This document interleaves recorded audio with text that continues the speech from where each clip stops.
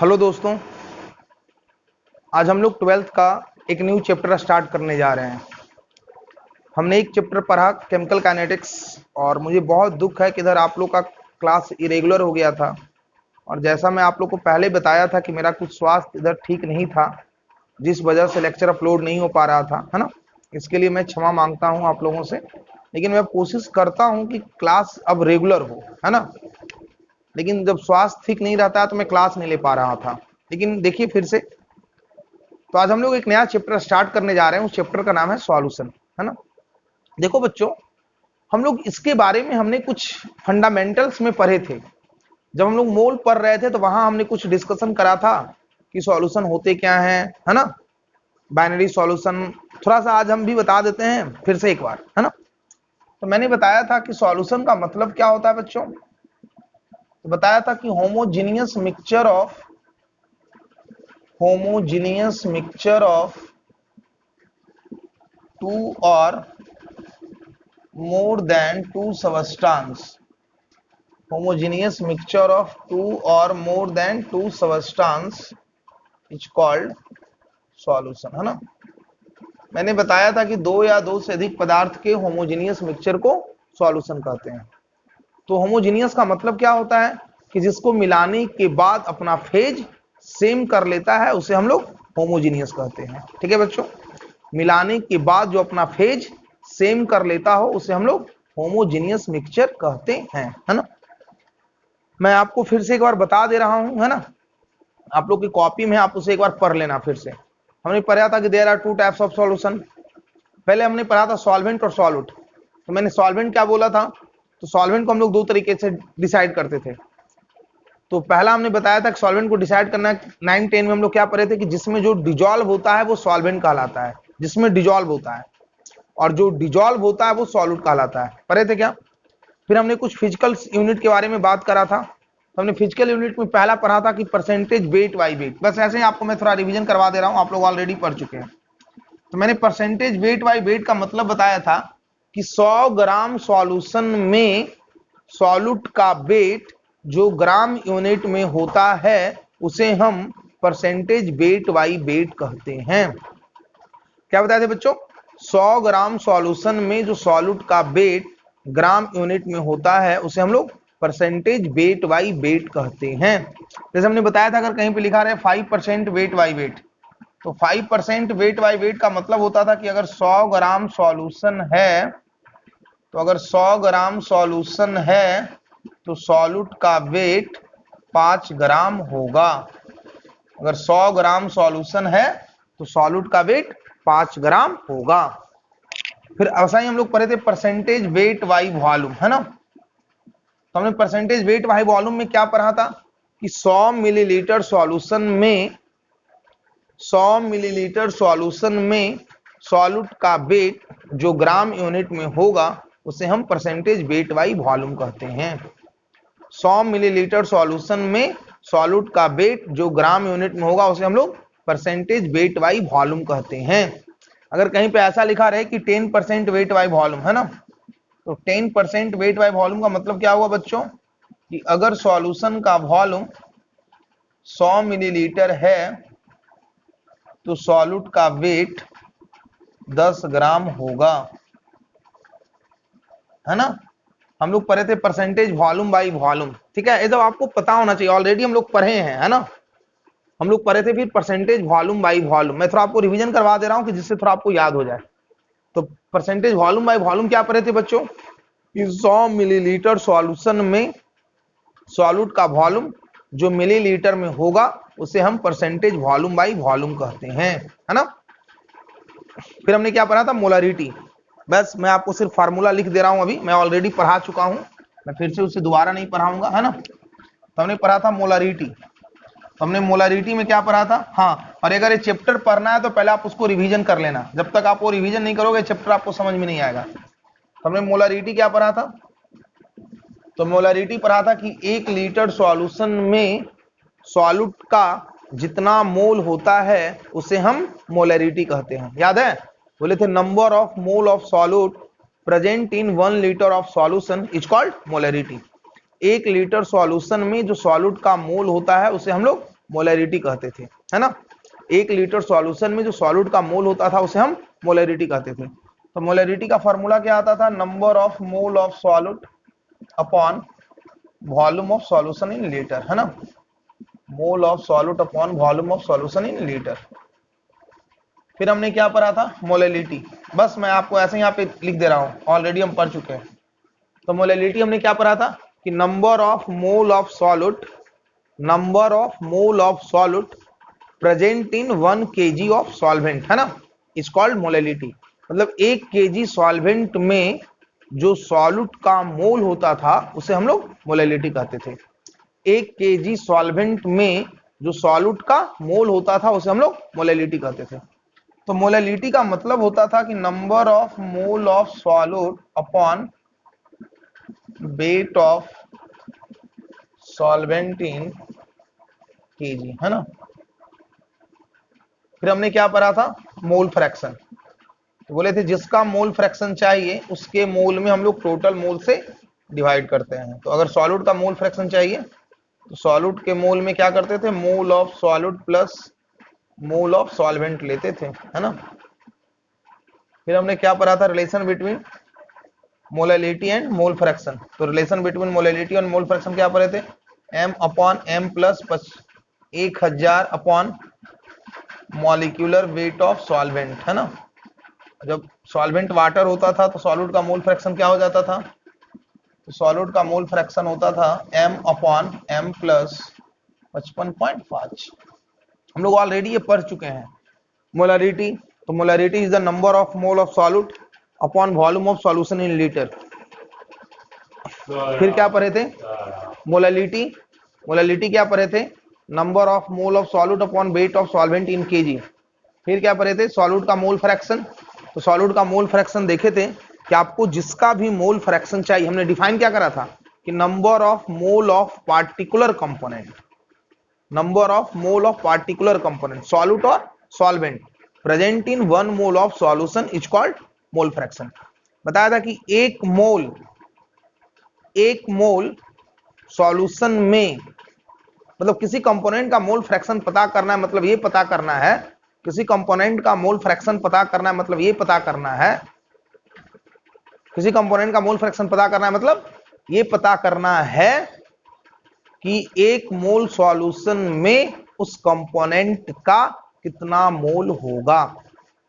Mole fraction पता करना मतलब क्या पता करना है कि एक मोल सॉल्यूशन में उस कंपोनेंट का कितना मोल होगा, बता दो ना। चलो, तो ये सब तो हम लोग ऑलरेडी पढ़ चुके हैं, है ना, हम लोग पहले ही पढ़ चुके हैं। अब हम लोग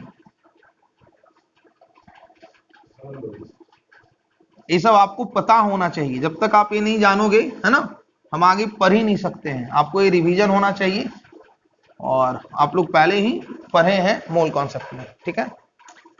तो हम लोग अब देखते हैं, हम लोग जो वहां पे पढ़े थे, there are 2 types of solution, binary and polynary. तो binary solution, solution in which prepared through mixing of 1 solvent and 1 solid. और पॉलिनरी सॉल्यूशन मतलब ऐसा सॉल्यूशन जिसमें एक सॉल्वेंट और एक से अधिक सॉल्यूट को मिलाने से बनता है, उसे हम लोग पॉलिनरी सॉल्यूशन कहते थे, ठीक है। अब हम लोग देखो, अब हम लोग टाइप्स ऑफ सॉल्यूशन जो देखेंगे, थोड़ा सा हम लोग ज्यादा टाइप के देखेंगे, है ना। देखो एक्चुअली में सॉल्यूशन किससे किससे मिलकर बना है, मैं बताया था कि जो सॉल्यूशन होते हैं वो बेसिकली सॉल्वेंट और सॉल्यूट से मिलकर बनते हैं। और बताया था सॉल्वेंट वो होता है जिसका अमाउंट ग्राम यूनिट में ज्यादा होता है, more amount in gram unit, और सॉल्यूट वो होते हैं जिनका अमाउंट लिस्ट होता है, list amount in gram unit, है ना। मतलब सॉल्वेंट वो होते हैं जिनका अमाउंट ग्राम यूनिट में ज्यादा होता है और सॉल्यूट वो होते हैं जिसका अमाउंट ग्राम यूनिट में कम होता था। तो जनरली जो सॉल्यूशन होते थे वो सॉल्वेंट और सॉल्यूट को मिलाने से बनते थे। और सॉल्वेंट कौन हुए, जिनका अमाउंट ग्राम यूनिट में ज्यादा, और सॉल्यूट कौन हुए, जिनका अमाउंट ग्राम यूनिट में कम। आपको ये पता होना चाहिए, मैं जितना बताया हूं अभी तक सारा कुछ पता रहेगा तो ही आप ये चैप्टर पढ़ पाओगे। अब मुझे नहीं लगता कि किन्हीं को दिक्कत होगा, है ना, सारे बच्चे ऑलरेडी पढ़ चुके हैं। बोलो, हैव एनी प्रॉब्लम। तो सॉल्यूशन जो है वो सॉल्वेंट और सॉल्यूट से मिलकर बना है। मतलब सॉल्वेंट क्या है, जिसमें एक, मतलब सॉल्वेंट वो जिसका अमाउंट ग्राम यूनिट में ज्यादा, और सॉल्यूट वो जिसका अमाउंट ग्राम यूनिट में कम, है ना। तो हम लोग मतलब सॉल्यूशन जो हम लोग बेसिकली इसी दोनों के हम आधार पे पढ़ने जा रहे हैं, इसके टाइप्स, है ना। तो हम इसके टाइप्स को अगर हम लिखें तो ये जो सॉल्यूशन है वो दो चीजों से मिलकर बना है। एक को हम लोग क्या कहते हैं, सॉल्वेंट, इसको क्या कहते हैं, सॉल्यूट, और दूसरे को क्या कहते हैं, सॉल्यूशन, है ना।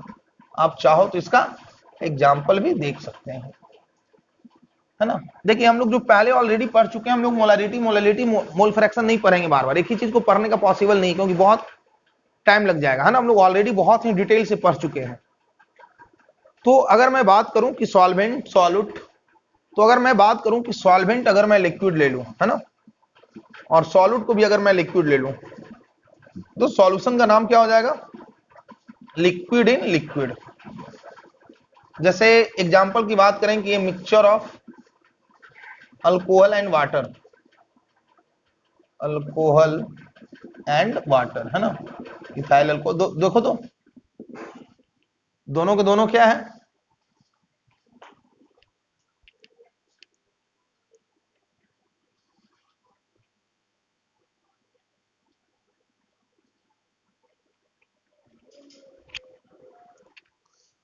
तो देखो तो और हम दोनों अगर हम लिक्विड लिक्विड को मिलाते हैं, सॉल्यूशन का नाम क्या हो गया, a mixture of ethyl alcohol. अगर मान लेते हैं कि अगर हम लिक्विड को अगर हम लें, है ना, तो सॉल्वेंट अगर हम लिक्विड लें, है ना, और सॉल्यूट अगर हम सॉलिड लें, तो सॉल्यूशन का नाम हो जाएगा सॉलिड इन लिक्विड।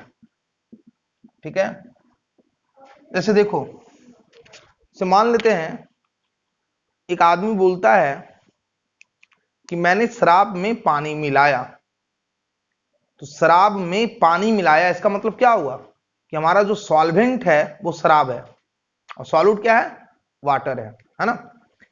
एक आदमी बोलता है कि मैंने दूध में पानी मिलाया, मतलब एज ए मिल्क क्या है, एज ए सॉल्वेंट है, और वाटर क्या है, एज ए सॉल्यूट है ना। और एक आदमी ने बोला, एक आदमी क्या बोला कि हम पानी में दूध मिलाए, मतलब वहां पे सॉल्वेंट कौन है, पानी है, और दूध क्या है, सॉल्यूट है। तो समझो बातों को, मतलब अगर बोले कि लिक्विड सॉल्वेंट है और सॉलिड अगर सॉल्यूट है, तो इसका नाम क्या होगा, सॉलिड इन लिक्विड। मतलब सॉलिड को डिजॉल्व किया गया है, किसमें, लिक्विड में। मतलब जो सॉल्यूट रहेगा उसको पहले लिखना है। अगर सॉल्यूट अगर हम सॉल्यूट लिए हैं, तो इसका नाम क्या हो जाएगा, सॉलिड इन लिक्विड। मतलब इस सॉलिड को डिजॉल्व किया गया है, किसमें, लिक्विड में। तो अगर सॉलिड को अगर लिक्विड में डिजॉल्व किया गया है, तो सॉल्यूशन का नाम क्या होगा, सॉलिड इन लिक्विड। एग्जाम्पल ढेर सारा देख सकते हैं, वाटर, ग्लूकोज, वाटर, शुगर, है ना। मतलब a mixture of water and sugar, a mixture of, है ना। अगर हम इसको लिक्विड लें और इसको गैस लें, है ना, तो क्या हो जाएगा, गैस को डिजोल्व कर रहे हैं, किसमें, लिक्विड में। तो गैस इन लिक्विड, है ना। तो जो हमारा कार्बोनेटेड वाटर होता है, जो हम लोग कोल्ड ड्रिंक पीते हैं, तो कोल्ड ड्रिंक में क्या होता है भाई, तो जो कोल्ड ड्रिंक होता है उसमें क्या होता है, तो जो कोल्ड ड्रिंक होता है उसमें क्या होता है, तो उस गैस को डिजोल्व किया रहता है, किसमें, लिक्विड में। बोलो, अगर हम बात करें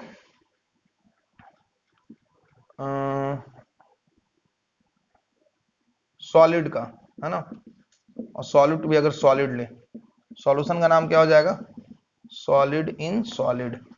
जैसे एग्जांपल की अगर हम बात करें, तो ये mixture of AU and AG। अगर हम बात करें सॉलिड का और लिक्विड का, सॉल्यूशन का नाम क्या हो जाएगा, लिक्विड इन सॉलिड, है ना। अगर हम एग्जांपल की बात करें, तो हम सॉलिड क्या लिए हैं, सॉल्यूट लिए हैं, और लिक्विड क्या लिए हैं, सॉलिड क्या लिए हैं, सॉल्वेंट लिए हैं, है ना। तो जैसे हमारा मतलब जितने भी डेंटल एमेलगम होते हैं, है ना, हम लोग जो पेस्ट वगैरह यूज करते हैं, टूथपेस्ट, उसमें क्या होता है, सॉलिड का अमाउंट ज्यादा होता है, लिक्विड का अमाउंट कम होता है। एनसीईआरटी में दिया हुआ, आप इसका एग्जांपल लिख सकते हो, है ना। अगर हम सॉलिड लेते हैं और एग्जांपल अगर हम सॉल्यूट अगर हम गैस लेते हैं, उसका नाम हो जाएगा गैस इन सॉलिड, है ना। जैसे H2 absorb on the surface of platinum, on the surface of platinum, है ना। अगर हम गैस लेते हैं, गैस इन गैस, जैसे हो गया एयर, हो गया, है ना। तो सभी एग्जांपल है, एनसीईआरटी में लिखा हो, बस आपको याद ही रखना है। जैसे कि अगर हम लिक्विड लिए हैं सॉल्वेंट, है ना, और अगर हम लिक्विड अगर सॉल्वेंट लिए हैं और सॉलिड अगर हम सॉल्यूट लिए हैं तो उसका नाम क्या हो जाएगा, सॉलिड इन लिक्विड। ठीक है, लिख लो इसको।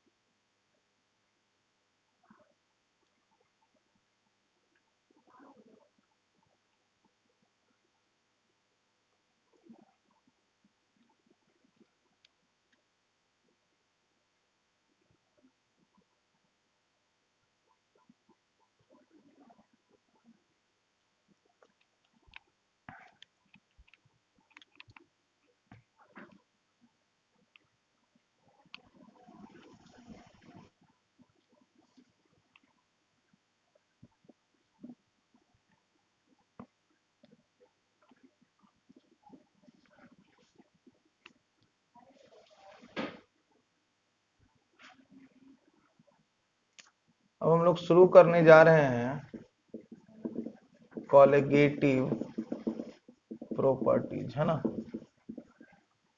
एक कॉलिगेटिव प्रॉपर्टीज होता क्या है, ठीक है। तो हम लोग कॉलिगेटिव प्रॉपर्टीज कहते किसको हैं, बोलता है कि properties of solution, properties of solution which only depend on the properties of solution which only depend on the number of solute particles, properties of solution which only depend on the number of solute particles, it do not depend on the nature of solute particles, it do not depend on the nature of solute particles is called solution। ठीक है, colligative properties का मतलब होता है, बोलता है कि solution का वैसा गुण जो सॉल्यूट पार्टिकल्स के नंबर पे डिपेंड करते हो, ना कि उसके नेचर पे डिपेंड करते हो। बोला कि सॉल्यूशन का वैसा गुण, बोलता है कि properties of solution which only depend on the number of solute particles, मतलब जो सॉल्यूट के नंबर पार्टिकल्स पे डिपेंड करता हो, ना कि उसके नेचर पे डिपेंड करता हो। जैसे कि अगर हम लोग क्लास ले रहे हैं तो हम लोग का इनकम नंबर ऑफ स्टूडेंट पे डिपेंड करेगा, ना कि उसके नेचर पे डिपेंड करेगा। लड़का कैसा भी रहे, पढ़ने में तेज रहे, मीडियम रहे, है ना, तो फिर तो मुझे सब लोग देगा। तो मेरा जो इनकम है वो किस पे डिपेंड किया, नंबर पे या नेचर पे, तो नंबर पे। मेरा फी किस पे डिपेंड किया, नंबर पे या नेचर पे, तो नंबर पे। तो my fee is the example of colligative property, मतलब सॉल्यूशन का वैसा गुण जो किस पे डिपेंड करता हो, तो सॉल्यूट पार्टिकल्स के नंबर पे डिपेंड करता हो, ना कि उसके नेचर पे डिपेंड करता हो, तो उसे हम लोग क्या कहते हैं, कॉलिगेटिव प्रॉपर्टीज कहते हैं। ठीक है, हम लोग को पढ़ना है there are 4 types of colligative properties, there are 4 types of colligative properties, है ना। हम लोग 4 टाइप का कॉलिगेटिव प्रॉपर्टीज पढ़ेंगे। पहला क्या है, इसको हम लोग कहते हैं relative lowering of vapour pressure, relative lowering of vapour pressure. दूसरा हम लोग क्या पढ़ेंगे, तो हम लोग को दूसरा पढ़ना है एलिवेशन इन बॉइलिंग पॉइंट। तीसरा क्या पढ़ना है हम लोगों को, डिप्रेशन इन फ्रीजिंग पॉइंट। और चौथा क्या पढ़ना है हम लोगों को, ऑस्मोटिक प्रेशर, है ना। तो मुझे 4 कॉलिगेटिव प्रॉपर्टीज के बारे में पढ़ना है। हम लोग पहला क्या पढ़ेंगे, relative lowering of vapour pressure. दूसरा क्या पढ़ेंगे, एलिवेशन इन बॉइलिंग पॉइंट। तीसरा क्या पढ़ेंगे, डिप्रेशन इन फ्रीजिंग पॉइंट। और चौथा क्या पढ़ेंगे, ऑस्मोटिक प्रेशर।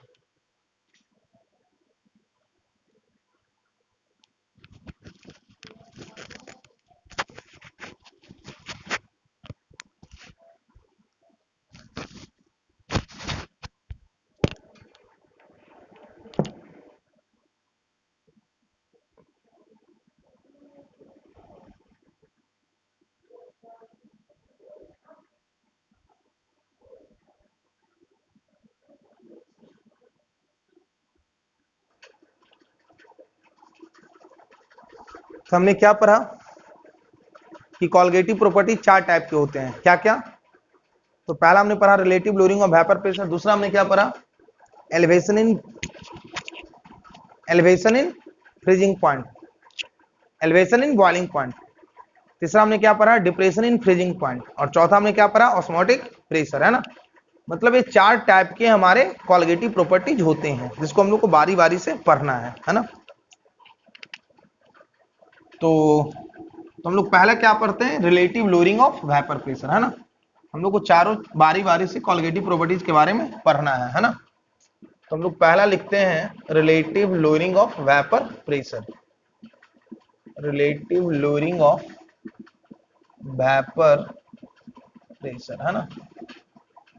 तो अगर हम बात करें कि relative lowering of vapour pressure, तो ये relative lowering of vapour pressure होगा क्या? तो रिलेटिव लोअरिंग तो हम लोग बाद में पढ़ेंगे, पहले हम लोग जानते हैं वेपर प्रेशर। आप लोग पढ़े होंगे, देखो ये चैप्टर जनरली सॉल्यूशन के बारे में पढ़ना है, ठीक है। तो ये चैप्टर अगर सॉल्यूशन के बारे में पढ़ना और जनरली लिक्विड सॉल्यूशन के बारे में पढ़ना है, ये चैप्टर सॉल्यूशन के बारे में पढ़ना और सॉल्यूशन जनरली लिक्विड सॉल्यूशन के बारे में पढ़ना है। तो बोला जाता है वेपर प्रेशर का मतलब क्या हो? लिक्विड के वेपर के कारण जो प्रेशर डेवलप होंगे उसको यहाँ पे हम लोग वेपर प्रेशर कहेंगे। लिक्विड के वेपर के कारण जो प्रेशर डेवलप होगा उसे हम लोग वेपर प्रेशर कहेंगे। जैसे देखो, जैसे लिक्विड के वेपर का प्रेशर, जैसे मान लेते हैं कहीं पे एक कंटेनर है और उस कंटेनर में लिक्विड रखा हुआ है, ठीक है। तो अगर इस कंटेनर में अगर लिक्विड रखा हुआ है और एक हम ऐसा डिवाइस ले रहे हैं जो डिवाइस इस लिक्विड के प्रेशर को मेजर कर दे, तो जैसे मान लेते हैं कि हम एक डिवाइस लिए हैं, जैसे थर्मामीटर क्या होता है? एक डिवाइस होता है। उसी प्रकार हम एक डिवाइस लिए हैं और इस डिवाइस में ऑलरेडी मरकरी भरा हुआ है। क्या भरा हुआ है? मरकरी भरा हुआ है, ठीक है। इसमें डिवाइस लेते हैं और इस डिवाइस में क्या भरा हुआ है? मरकरी भरा हुआ है। तो अगर आप लिक्विड को अगर हीट करोगे तो यहां से वेपर निकलेगा, और जब वेपर निकलेगा तो इस वेपर जब आकर यहां से कोलाइड करेगा तो मरकरी का हाइट बढ़ेगा। तो अगर मान लेते कहीं पे प्रेशर दिया रहेगा 76 सेंटीमीटर ऑफ Hg, तो समझना क्या है कि इस लिक्विड के वेपर के कारण मरकरी का हाइट कितना डेवलप हुआ? 76 सेंटीमीटर। मतलब यहां पे जो प्रेशर मेजर होता है वो मरकरी के हाइट की फॉर्म में। अगर कहीं पे लिखा रहेगा प्रेशर 760 मिलीमीटर ऑफ Hg, इसका मतलब क्या समझना है कि इस लिक्विड के वेपर के कारण जो प्रेशर डेवलप हुआ है उससे मरकरी का हाइट कितना डेवलप हुआ है? 760 मिलीमीटर ऑफ Hg, है ना। 760 मिलीमीटर ऑफ Hg, ठीक है। तो अगर इस तरह से दिया रहेगा तो समझ जाना है। तो वेपर प्रेशर मतलब लिक्विड के वेपर के कारण जो प्रेशर डेवलप होगा, this is called vapour pressure. मतलब pressure develop due to vapour of liquid, मतलब जो लिक्विड के वेपर के कारण जो प्रेशर डेवलप हो रहा है उसे हम लोग क्या कह रहे हैं? वेपर प्रेशर कह रहे हैं, ठीक है। देखो यार, एक्चुअली में लाइन बहुत आ रहा है और जा रहा है। तो लिक्विड के वेपर के कारण जो प्रेशर डेवलप होता है उसे हम लोग क्या कहते हैं? Vapour pressure.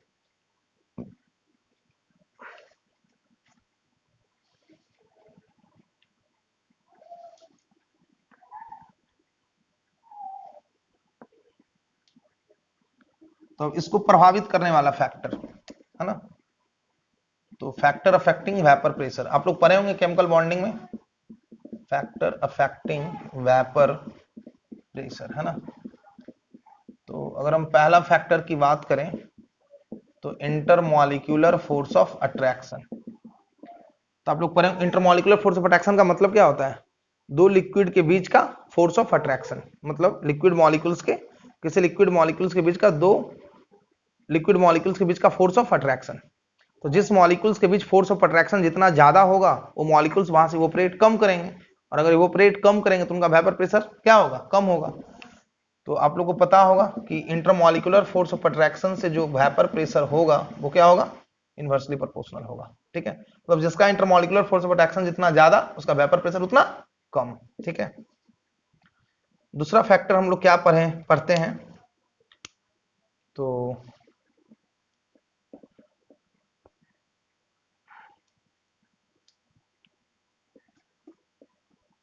हम लोग टेम्परेचर देख सकते हैं। तो टेम्परेचर से क्या होगा? इसका टेम्परेचर ज्यादा उसका वेपर प्रेशर ज्यादा, ठीक है। तो इंटरमॉलिक्यूलर फोर्स ऑफ अट्रैक्शन जिसका ज्यादा उसका वेपर प्रेशर कम, जिसका टेम्परेचर ज्यादा उसका वेपर प्रेशर ज्यादा।